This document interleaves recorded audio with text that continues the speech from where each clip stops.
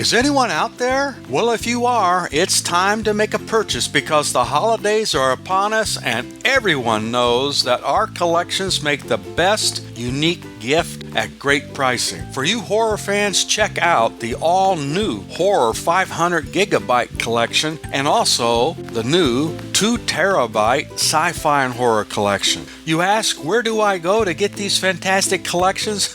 Well, you go to oldtimeradiodvd.com, of course, and while you're there, sign up for Nostalgia USA Digital Magazine with over 15 hours of audio and video in every issue, all free. Where, you ask? Well, oldtimeradiodvd.com, of course. Visit today. Order today. oldtimeradiodvd.com. Trust me, you'll be glad you did.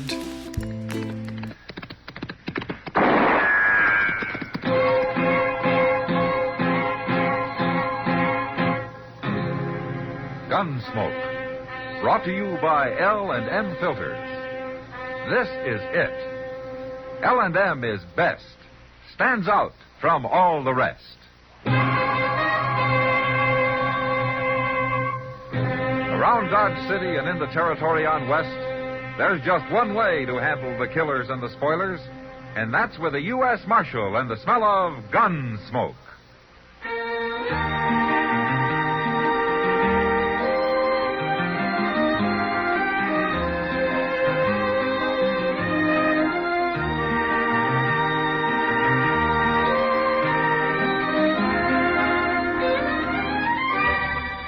Gunsmoke, starring William Conrad. A transcribed story of the violence that moved west with young America.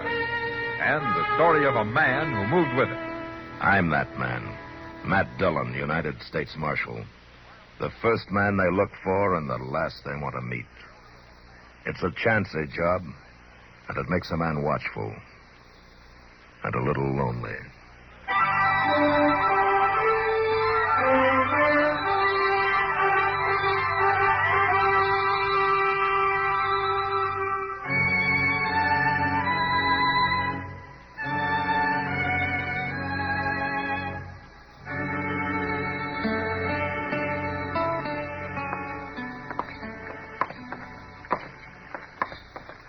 You got the time, Chester? Why, Mr. Dillon? Why? I'd just like to know what time it is, that's all. Well, yes, sir, I figured that. But I wondered how important it is. Well, it isn't this important, Chester, believe me. Well, see, if it was, I could run over to Mr. Hightower's and find out. Mr. Hightower? Yes, sir. His watch broke down, and he sent it to St. Louis to get fixed, so I give him the loan of mine. But I can still go in and look at it whenever I need to. Oh, well, that's a very good arrangement, Chester. Yes, sir. I figured time's a whole lot more important to a man like him than it is to me. It ain't but seldom it matters none one way or the other where I'm concerned. You understand? Oh, I surely do. Yes, I do. I understand, Chester. Yeah. Why did you want to know, Mr. Dillon? I mean, about what time You're it is. making me sorry I asked, Chester, but I'm supposed to meet a man at the Dodge House at 2 o'clock. Oh, well, it ain't nowheres near 2 o'clock yet. Well, how do you know? The sun. It lacks 15 minutes of being 2 o'clock. Chester, Yes, sir? why don't you sell that watch to Mr. Hightower? Oh, I wouldn't want to sell that watch. My Uncle Arthur gave me that watch, Mr. Dillon. He got it from a fellow on the Now, upper get out Rappahannock. and stay out. And don't you come back in this door ever again. Mr. Jonas, Well, lay off. Lay off. Don't talk back to me now. Now, just get. what's that Indian kid up to now? I told you he's not an Indian. Hey, boy! Hey, boy! Oh, look at him go. He ain't waiting for nobody. Look, Chester, there'll be a man called Davis waiting for me at the Dodge House. Will you go tell him I'll be along directly? Yes, sir.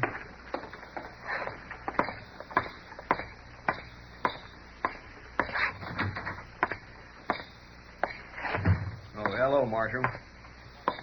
For a minute there, I thought it was that Indian kid back. He ran on down the street, Mr. Jonas. You ought to do something about him, Marshal. Oh, why? Well, you heard about them Cheyenne busting out of Fort Dodge yesterday, didn't you? Yeah, I heard. Well, wait till they massacre some people around here.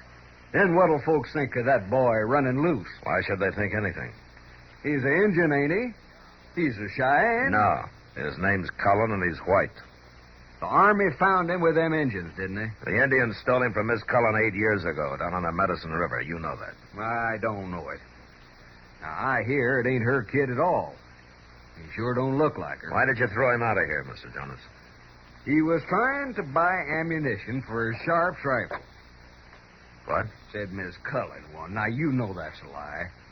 I'm telling you, Marshal, what with them Cheyenne loose, it ain't safe having a boy like that around. You ought to lock him up. He's not supplying the Cheyenne, Jonas, and don't worry about them. Colonel Honeyman's got 2 troops out after him. You'll never catch him again. And I mean it about that boy, Marshal. You better lock him up before somebody knocks his brains out. There's a lot of talk about him. Well, I don't want to hear any more of it. That boy's got a hard enough time ahead of him as it is. Mr. Dillon, Yeah, what, Chester? that Indian kid, he's starting a fight with some man. What? Yes, sir. Right in front of the Dodge house. And, Mr. Dillon, that little boy's got a knife as long as his arm.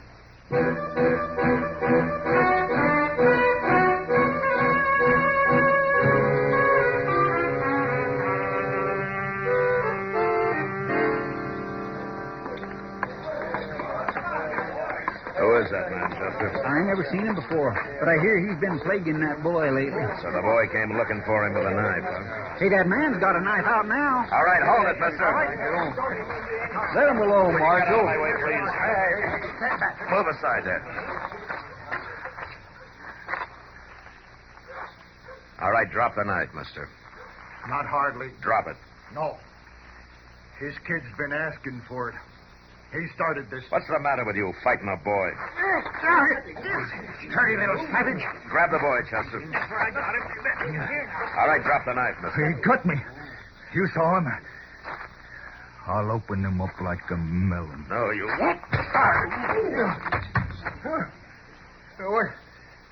What's the matter with you, Marshal? I'll keep this knife. And if you're hurt so bad, go see Doc. You're going to wish you hadn't mixed in this. Am I? All right, I'll take the boy's knife, Chester. Here he is. All right, son. You come with me. I'm going to take you home before you kill somebody.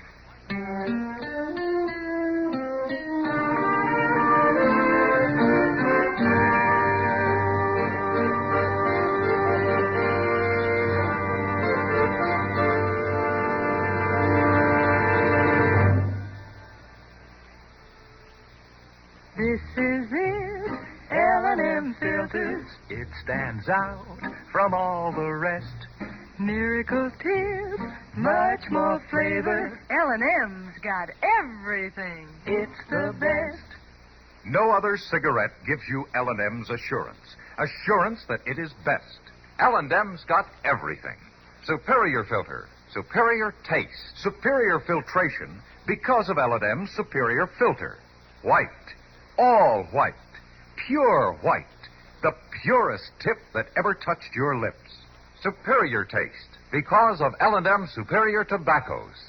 Tasty, full of flavor, and light and mild. Buy L&M today, America's best filter tip cigarette. This is it, L&M Filters. L&M's got everything. It's the best.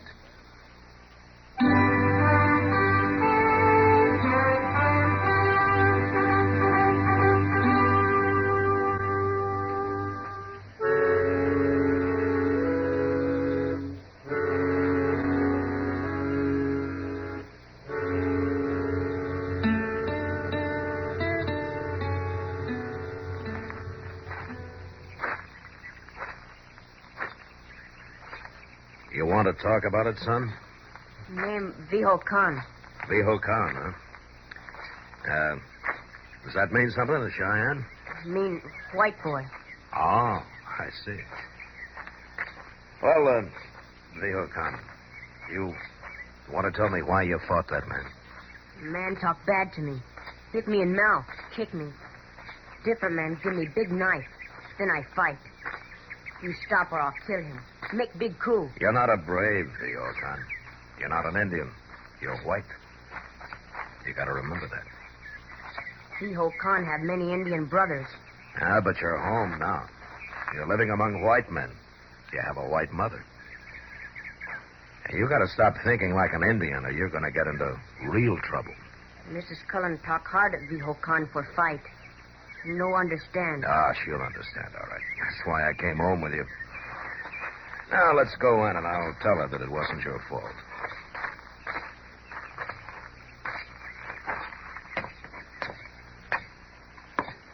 That you, Dennis?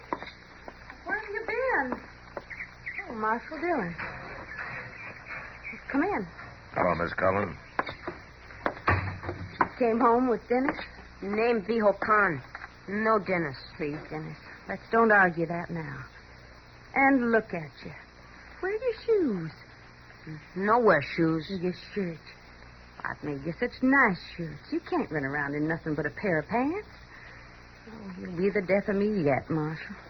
No do harm to you. Oh, I know that, Dennis. You just don't understand yet, do you? You go to your room now and put on those shoes the soldiers give you. And a shirt, too, a nice blue shirt, hmm? I go. And take that arrow point out of your hair. Sit down, Marshal. Oh, thank you, ma'am. It's not easy. A woman of 40, a widow, raising a boy like that. No, ma'am, I know. But I want to. And I've got to. What? What do you mean, Miss Cullen? He's a white boy. Anybody can see that. But he isn't mine, Marshal. What? I knew he wasn't the first day I went to Fort Dodge to see him. He's not my son. But he's the same age, and I've given him the same name, and I treat him just like he was.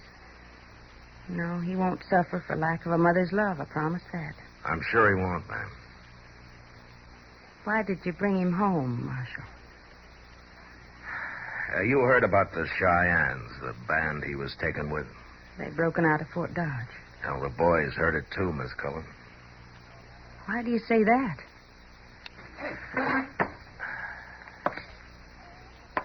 Ma'am, you own a Sharp's rifle. Well, yes. It was Mr. Collins. The very one he died fighting with on the Medicine River. But why? Well, Dennis tried to buy ammunition for it today. What? Mr. Jonas thinks he's planning to help those Indians. But how? What could he do? I don't know. But until they're rounded up again, a lot of people in Dodge are going to be pretty jumpy. Some of them have already caused trouble for the boy. They have.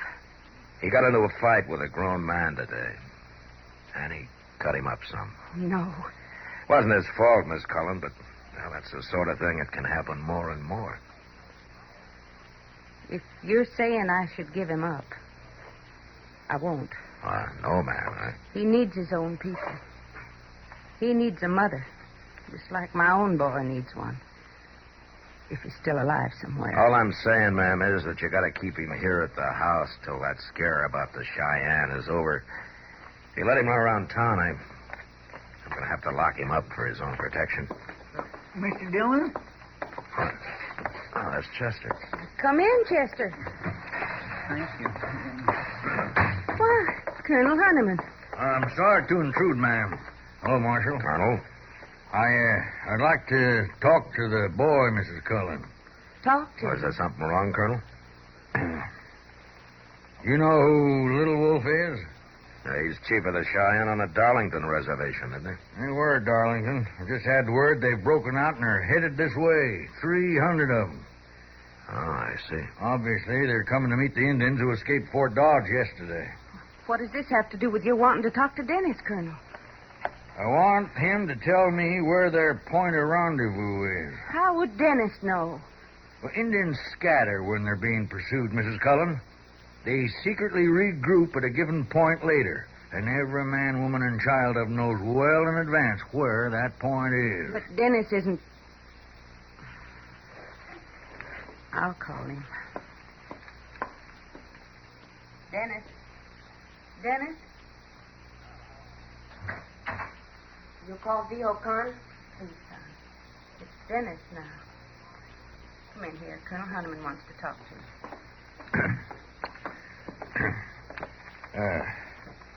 Hello, boy. Soldier? Want to talk with me? Yes. Tell me, do you know Little Wolf? Little Wolf Chief. Good chief.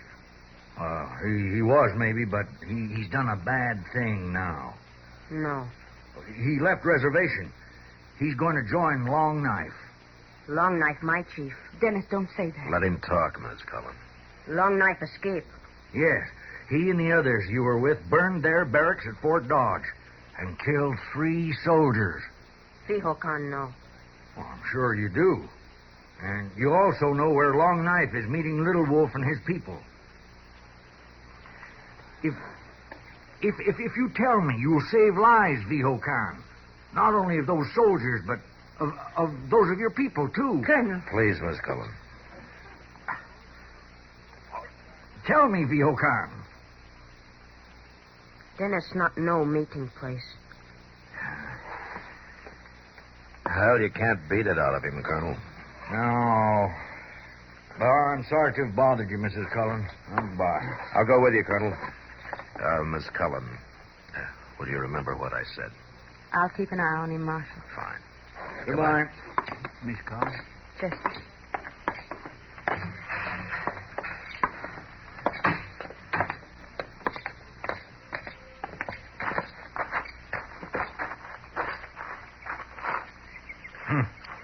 That was a waste of time. Well, what are your plans now, Colonel? Plans? Marshal, I was down to half strength when Long Knife broke out. And now, with 2 troops after him, I haven't enough men left for the post-fatigue detachments, let alone to scout the country. You, want civilian help? No. It'd only end in a massacre of some kind. So, I'll have to do the best I can. Well, good luck. Yeah. Oh, that boy could have helped. Hey, you better keep a close watch on him, Marshal. All right, let's get back to the fort, Sergeant.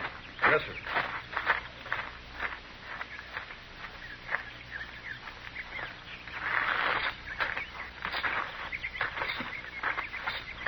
Mr. Dillon, Yeah, what, Chester? I've been thinking. If the Army had left them Indians alone in the first place, they wouldn't be in all this trouble. Yeah. But that's not for us to decide.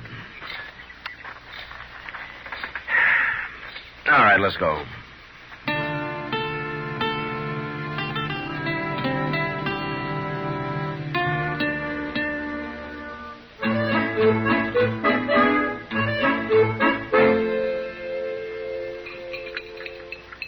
Well, now, Kitty, how about you? More coffee?